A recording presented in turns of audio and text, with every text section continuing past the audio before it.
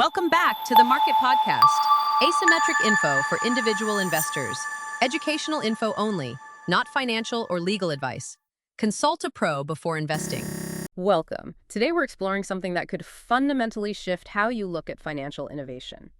Think about an artificial intelligence, but one that learns from every loan application it sees. Not just the approvals, but the rejections too. And each piece of data, good or bad, makes it smarter, more accurate. Exactly. This isn't science fiction. It's the engine behind Pagaya Technologies, ticker PGY, their AI platform.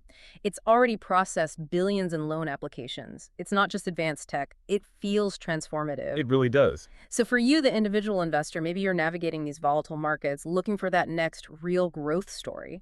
Today is about understanding how Pagaya's AI creates this powerful self-reinforcing system. Right. Our goal is pretty clear. We're going to break down their big partnerships, think Klarna, Walmart. We'll look at their push into new areas like auto loans and point-of-sale lending. And those financial projections are quite striking. A 20% revenue CAGR, network volume potentially hitting, $10.5 to $11.5 billion in full year 2025. Yes. Understanding this system, this loop, it's not just about Pagaya's secret sauce.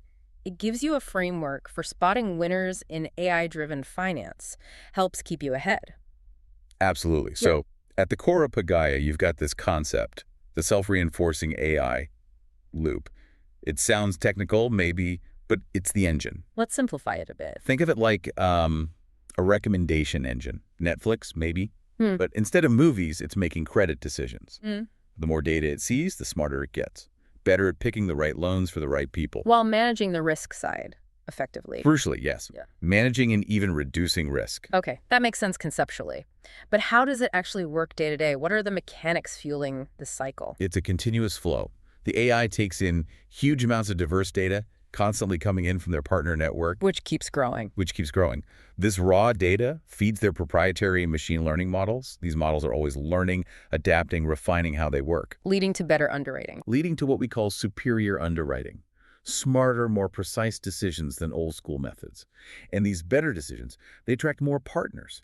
More partners mean more loan applications. And more data. Exactly. Yeah. More data flows back in, refining the AI further, making it even smarter for the next decision. It's a constant cycle of improvement, a compounding advantage. And this isn't just theory. We see it in action. You mentioned billions in loan applications processed already. That's a staggering amount of data. It is billions.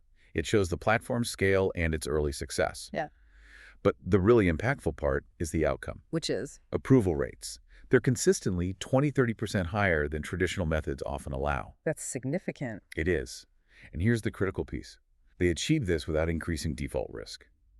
The AI looks at non-traditional data points, things old models ignore, finding creditworthy people who might otherwise be rejected. So each application isn't just a transaction. No, it's a vital data point, making the whole system smarter, more inclusive for the very next application. It builds on itself. So for us as investors, why is really getting this mechanism, this AI system, so important? What's the key takeaway beyond it gets smarter?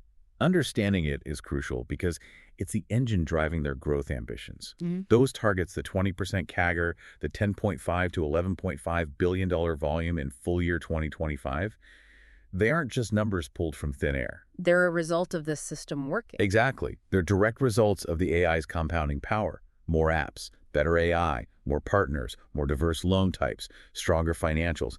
It's not linear growth. It's potentially exponential. And it creates a barrier. It creates a unique data moat. Every transaction strengthens their proprietary data set. It makes it incredibly hard for competitors to replicate not just the tech, but the learning advantage from that vast, constantly updating data pool. That's their edge. That's why the growth is projected to be sustainable. Makes sense. A system like this clearly depends on the technology, but the people guiding it are just as vital. Let's discuss the leadership. Who are the architects behind this vision?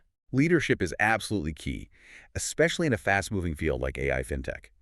At the top, you have Gal Krubiner, the CEO and a co-founder. His background, data science, fintech. He's been central in shaping this AI-first strategy. And his decisions directly feed that loop we talked about. Directly. Forging partnerships, say, with giants like Walmart for point-of-sale lending, that directly increases the data flowing into the system.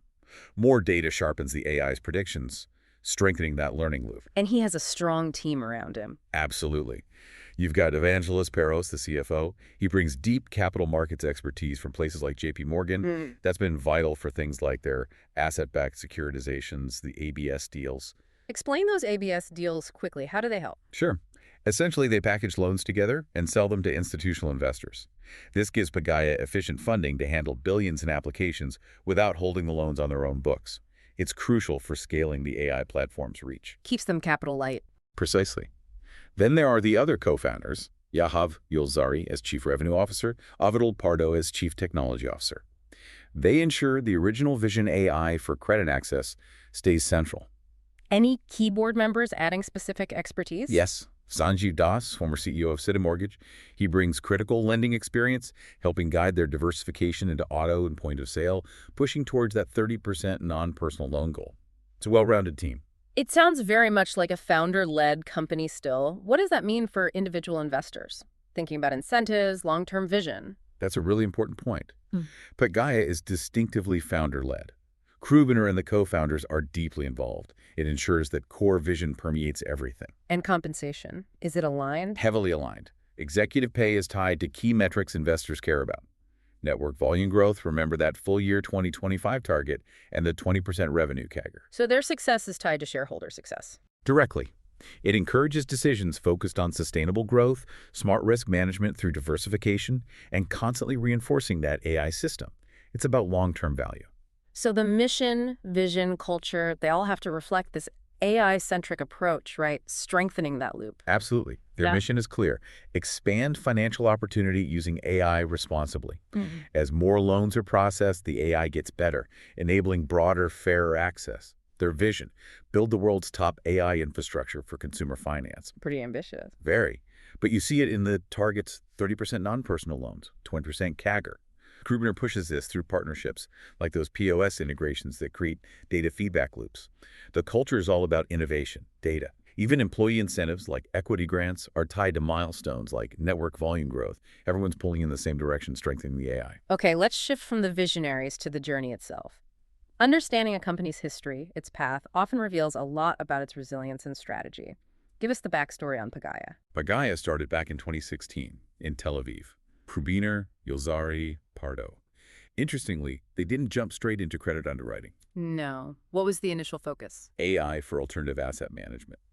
But that early work was foundational. It let them build and train their initial AI models, really setting the stage for the system they have now. When did this shift to credit happen? The big pivot point was 2019. They launched their AI platform officially, enabling that large-scale loan processing. That's also when they started forging key partnerships, like with Klarna, which really boosted their data gathering and AI refinement. Then came the public markets move, via SPAC. Right, in 2022. It was a strategic capital raise, specifically to fuel diversification into auto and point of sale. And the results since then show the strategy is working. By mid-2025, over $35 billion in loans processed, network volume climbing. Demonstrating the AI loop in action. Clearly. More applications mean a smarter AI, attracting more partners like Walmart, driving that growth. Recent revenue growth was strong, 31% year over year. Their market share in AI lending is expanding. But it hasn't all been smooth sailing, I imagine. Public markets bring volatility. Did they have to adapt? They certainly did. The early post-IPO volatility forced some reinvention. They tightened cost controls, optimized their funding sources, really adapted to rising interest rates by doubling down on that capital-light model. That adaptability is key. Absolutely. It shows they can learn not just from data, but from market pressures. It builds confidence in their ability to hit those days. Full year 2025 targets the volume, the CAGR. It speaks to a resilient core. Okay, with that history as context, let's really unpack the business model. How does Pagaya make money, and what makes their approach stand out? At its heart, the model is like being a smart matchmaker for loans. They use their AI to assess applications that traditional lenders might pass on. Then, they package the approved loans for institutional investors. And the whole process feeds the AI loop. Constantly. More data from billions of applications just keeps making the system better, more accurate, able to handle more complexity. It's that recommendation engine idea again, but for credit. The tech behind this must be incredibly sophisticated to handle the volume and complexity. Oh, it is. We're talking proprietary machine learning models trained on a massive data set, over $2.9 trillion in historical credit data. Wow. And they integrate with partners like Klarna using APIs, application programming interfaces. Think of APIs as digital messengers, allowing different software systems to talk in real time. Enabling instant decisions. Exactly. Instant credit decisions right at the point someone applies. The Walmart partnership is a great example. Pagaya's AI boosts approvals for retail loans by looking at more data, and Walmart doesn't have to carry the loan risk on its books. So what's the unique factor? What really sets Pagaya apart in crowded fintech? It's that AI flywheel. It aligns their mission-inclusive finance with a strong economic engine, mostly earning fees on approvals. They're arguably best-in-class for risk-adjusted lending. Explain that flywheel again. It takes in data from partners, uses it to constantly refine the AI for better underwriting. Better decisions attract more partners, like Klarna for POS. That drives diversification into auto, pushing towards that 30% non-personal loan mix, all fueling the 20% CAGR target. And the Walmart example shows it works in practice. Perfectly. More approvals by analyzing non-traditional data expands access for consumers, and that success draws more volume, aiming for that $10.5 to $11.5 billion full-year 2025 projection. It validates the entire model. Their distribution model seems critical for getting all this data and scaling up. How does that B2B2C approach work? It's a really smart B2B2C, business-to-business-to-consumer play. They don't build a consumer brand themselves. They partner directly with lenders, retailers, Klarna, Walmart. Embedding their tech. Exactly. They embed their AI into the partner's existing systems via APIs. The consumer gets a seamless experience, often branded by the partner. It's incredibly scalable because they tap into the partner's huge customer bases for POS and auto loans. Without the cost of acquiring those customers directly. Right. They engage borrowers right where they are without managing the front-end complexity. And the data shows it works. Huge network volume growth, diversification pushing towards 30% non-personal loans. It efficiently feeds that AI loop with broad, diverse data. Okay, so for investors, revenue predictability is always a big question. How stable is Pagaya's revenue stream with this model? It's showing increasing predictability, which is a good sign. Several things contribute. They have strong recurring elements from long-term partner deals, like multi-year agreements with folks like Klarna, that mean steady fee income tied to loan volumes. And fees are the main driver. Around 70% of revenue comes from fees on originated assets. While that's transaction-based, it's stabilized by diversification, personal, auto, POS, and commitment from their large investor base. It helps underpin those projections, the 20% CAGR, the big full-year 2025 volume target. How does a partner like Walmart contribute to predictability? Consistent retail traffic means reliable application volume. That predictable data flow reinforces the AI system, improving its performance and accuracy over time. The model reduces Pagaya's direct credit risk while creating a scalable, increasingly predictable revenue stream. That's vital for growth and investor confidence. We've got the what and the why. Let's dig into the how. What are Pagaya's core products and services, and how do they operate to deliver all this? Their main offering, the foundation, is that AI-driven credit underwriting platform. It's clearly found product-market fit, processing billions in applications, enabling higher approvals with lower risk. Over 31 lenders now rely on it. And the specific services? Real-time API integrations for personal loans, auto finance, point of sale. They leverage that non-traditional data from partners like Klarna and Walmart for instant decisions, broadening access. They've also innovated on the financial tooling side, right? Beyond just underwriting. That's right. They launched enhanced asset-backed securitization ABS structuring tools. These have attracted over 135 institutional investors. How do those tools help growth? They make it easier for investors to buy into the package loan assets. This provides a steady flow of capital back into the Pagaya ecosystem, supporting diversification towards that 30% non-personal loan goal. Looking forward, the roadmap focuses on iterating the AI for new areas, maybe home equity and broader fintech integrations. It's all about scaling the AI loop, richer data, higher volumes, hitting those full-year 2025 targets. How is Pagaya structured operationally to support this, their footprint resource focus? They have a global footprint designed for efficiency. New York HQ handles strategy, key partnerships, crucial for dealing with big financial players and retailers. Tel Aviv is the R&D hub where the core AI gets refined. And other locations? Additional U.S. spots support sales and compliance, especially important for regulated areas like auto and POS lending. But their approach is lean. They lease most facilities for flexibility. Non-core functions, like some large data tasks, are outsourced to cloud providers. Allowing them to focus resources. Exactly. Concentrate resources on refining the core AI system, where those billions of applications are analyzed to constantly improve the models. What about vertical integration? How does their supply chain strategy impact efficiency and their competitive position? It's what you'd call moderate vertical integration. They keep tight control over their core AI development and underwriting. That's their secret sauce. But they rely strategically on partners for loan origination and funding via ABS. Does that structure make them more resilient? It strengthens supply chain resilience, yes. Diversified ties with partners like Klarna and Walmart mean they aren't dependent on one source. It also hugely boosts efficiency. Costs drop as scale grows because the AI handles more volume without needing proportionally more people. Automation drives down per unit costs. Giving them an edge over competitors. Compared to some, their partner ecosystem provides broader data access, improving the customer experience via seamless integrations. And of course, it constantly feeds that crucial self-reinforcing AI loop. It's a distinct growing advantage. Now we understand the mechanics. Let's focus on Pagaya's unique edge. But what makes them strong? How do they protect their lead in this competitive space? This is where their model's strength really shines. They operate in what you could call a monopolistically competitive market. It's not a true monopoly, but their specialized AI creates real barriers to entry. How do they protect profits? Their differentiated risk models and growing market share help. Remember, those approval rates 20–30% higher than traditional methods without adding default risk. That ties directly back to the AI loop, strengthened by partners and data volume. They serve a broader market more effectively, more safely. Economies of scale must be huge, given the AI development costs. Absolutely huge. Those big fixed costs for the AI platform get spread across billions in applications. It drastically cuts per unit expenses as volume grows. You see it in their gross margins hitting 40%. Which lets them be competitive on pricing. Yes, they can offer competitive pricing to partners like Walmart, which pulls in even more volume, amplifying the AI loop as they push towards that $10.5 to $11.5 billion full year 2025 target. Growing bigger makes them more efficient. And network effects. That sounds central. Network effects are definitely a cornerstone of their strength, a key part of their moat. More lenders, like Klarna, join because they see the results. Better approvals, better risk management. Which attracts investors. Exactly. Attracts more institutional investors looking for those vetted loan assets. More activity means more data, refining the AI, making the platform even more attractive to everyone. It's a classic virtuous cycle. And the proof is in the numbers. Clear evidence. Partner count over 31, network volume surged 30% year over year.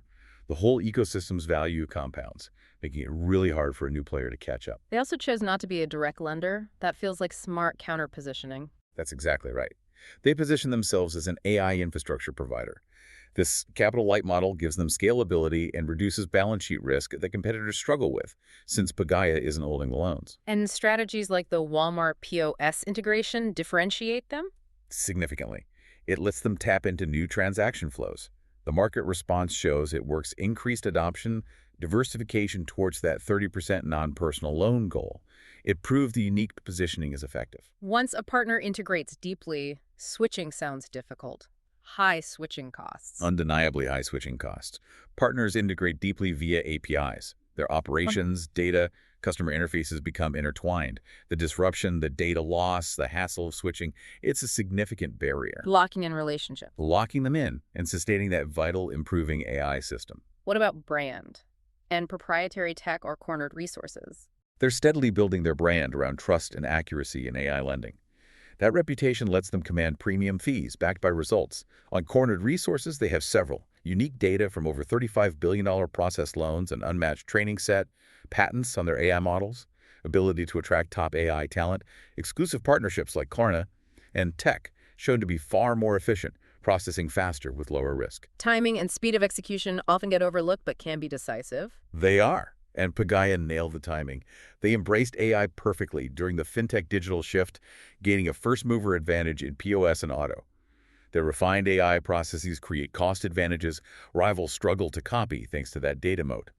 And their execution speed launching new ABS deals quickly outpaces competitors. All supported by that capital-light model. Yes, that industry-specific advantage minimizes risk and supports those 20% CAGR projections. It lets them grow fast without huge capital needs. These advantages all work together, creating a strong competitive moat. That's a compelling picture of their competitive strength. Looking ahead now, growth prospects, resilience, and crucially, the risks investors need to watch. Their growth strategy has multiple layers, all leveraging that AI system. 1. Deeper penetration with existing partners like Klarna, Walmart. 2. Exploring new geographies, potentially Europe. 3. Ongoing product enhancement, developing AI for new verticals like home equity, a huge market. And the mechanism is always the AI loop. Always leveraging the AI loop for higher volumes, targeting 30% non-personal loans via auto and POS diversification. How big is the overall market opportunity here? The TAM, the total addressable market for AI lending in U.S. consumer credit alone, is massive, over $1 trillion. Wow, broken down. Roughly $500 billion personal loans, $300 billion auto, $200 billion POS. Pagaya is well-positioned to grab significant shares, driving towards that full-year 2025 volume target. The scalability across different lending types is very high. What are the absolute key drivers fueling this growth? Several critical ones, reinforcing each other. First, that self-reinforcing AI data flywheel, constantly improving approvals, reducing risk. Second, strategic partnerships, Klarna, Walmart providing data and distribution. Third, successful diversification into auto and POS, hitting that 30% non-personal mix. Fourth, optimized funding mechanisms to support scaling. And fifth, positive macro trends in digital finance adoption. Okay, let's talk risk and resilience. Every investment has risks. How durable is Pagaya? They show significant resilience. Their supply chain partners' data is highly diversified. Over 31 lenders, 135 investors, not relying on single sources. What's fascinating is they seem almost anti-fragile. Meaning they get stronger from stress. Potentially, yes. The AI learns from varied, challenging data, adapting through market volatility through different credit cycles. This positions them well for longevity, riding secular trends like AI adoption. Their risk models are built to learn from downturns. But what are the main risks investors must consider? Competition is always there. Potential saturation in personal loans, their original base. Interest rate changes are a factor, though the capital light model and recent refinancing help mitigate that. Regulatory shifts around AI bias are a known uncertainty, ensuring fairness is critical and evolving. Any unknown unknowns? Longer term, maybe disruptive tech like quantum computing, but that's speculative. Company-specific risks, mainly credit cycle fluctuations. Downturns will test the AI models, but diversification helps cushion blows. All right, let's get to the numbers. For many investors, this is crucial. What do Pagaya's latest financials tell us? As of Q2 2025, the metrics look robust, reflecting that AI system gaining momentum. Revenue growth was strong, 31% year over year, reaching $326 million. Shows strong demand for their AI-driven approvals. Profitability improving too. Significantly, gross margins hit 40%. Adjusted EBITDA margin up to 26%, shows impressive operational efficiency as partnerships scale without matching cost increases. And they perform well on the Rule of 40. They score over 31% growth plus 26% margin. That indicates a strong growth story with clear product market fit, especially as diversification continues. The return on invested capital, ROIC, is around 15%, showing smart allocation towards AI enhancements, driving that 20% CAGR goal. How's their cash and debt situation? Cash position is strong, boosted by that $500 million ABS deal. Current ratio around 1.5, debt to equity around 2, but that's balanced by refinancing that cut borrowing costs. Free cash flow is positive and growing, allowing reinvestment back into the AI. And network volume. Up 25% to $2.8 billion in Q2. On track for that $10.5 to $11.5 billion full year 2025 target. Fee revenue per funded loan is stable at 6%. How do these numbers compare to their fintech peers? Pagaya's 31% revenue growth significantly outpaces typical peer averages, maybe closer to 20%. Their 26% adjusted EBITDA margins are also stronger than the 15-20% range many peers show. Highlights the AI advantage in capital light model. While debt is higher, it's managed strategically. The trend is clearly towards sustained growth and profitability. Which brings us to valuation. For the individual investor listening, what does all this mean for Pagaya's current stock price and potential upside? Valuing a company like Pagaya requires looking beyond just simple multiples. You have to blend metrics with the forward potential of that AI system. As of late August 2025, PGY trades around $34. So what do intrinsic value models suggest? Using discounted cash flow, projecting free cash flow based on that 20% CAGR, assuming margins expand towards 30% by 2027, and discounting back at a 10% WACC, you get an intrinsic value somewhere in the $50 to $60 range per share. This factors in hitting that full year 2025 volume target. What if the assumptions changed? How sensitive is that value? Sensitivity is key. If diversification to 30% non-personal happens faster, maybe through partners like Klarna or Walmart exceeding expectations, upside could push towards $70. If rates spike or the economy hits harder headwinds, maybe downside towards $30. How about relative valuation comparing to peers? Compared to peers like Upstart at 5x forward sales or Affirm at 4x, Pagaya's current 3x looks undervalued, given its superior 31% growth and profitability turn. Suggests a target multiple closer to 6x, implying a $45–50 share price. Other metrics like EV to EBITDA also suggest potential for a higher valuation as their AI moat solidifies. These methods help you understand the why behind the potential upside the AI system turning data into value. Why is understanding this valuation so critical practically? It guides your decisions, manages risk. Is the AI promise already priced in? Valuation helps you assess that, helps with timing entries. And margin of safety is vital. Buying below intrinsic value gives you a buffer. If a guy's CAGR is maybe 15% instead of 20%, the intrinsic value might still offer decent returns from $34. So wrapping it up, what's the most likely scenario? The bull thesis. Based on everything, the bull thesis looks strong. The AI system is working, processing billions, getting smarter. Strategic partnerships are driving diversification. There's a clear path to profitability, strong guidance, $11.5B FY25 volume. They look like an AI fintech leader, meaning it's currently undervalued. Based on this, yes. Trading at $34 versus an intrinsic value maybe closer to $50–60 suggests a potential 30–50% upside, a significant opportunity for investors seeking AI-driven growth. This has been incredibly insightful, really bringing us back full circle to that core idea. It has. We've seen how Pagaya's AI creates that self-reinforcing system, transforming massive loan volume into a cycle of improvement and expansion. Each loan processed refines the AI, attracts partners, diversifies offerings, drives sustainable growth. And fundamentally, data is the currency here. Pagaya's edge comes from owning that flywheel where scale creates superiority. Markets might focus on quarterly noise, but the real story is the cumulative data effect. Processing over $35 billion in loans creates a powerful compounding advantage. It's a critical point, and maybe a final thought for you, the listener. How can you apply these ideas, self-reinforcing systems, data moats, in your own analysis? Not just in fintech, but across industries. Spotting companies leveraging these compounding advantages could be your ultimate edge in today's market. A very powerful thought to consider. Thank you for joining us for this exploration. Love this? Drop a like, subscribe, and ring a bell so you never miss a podcast.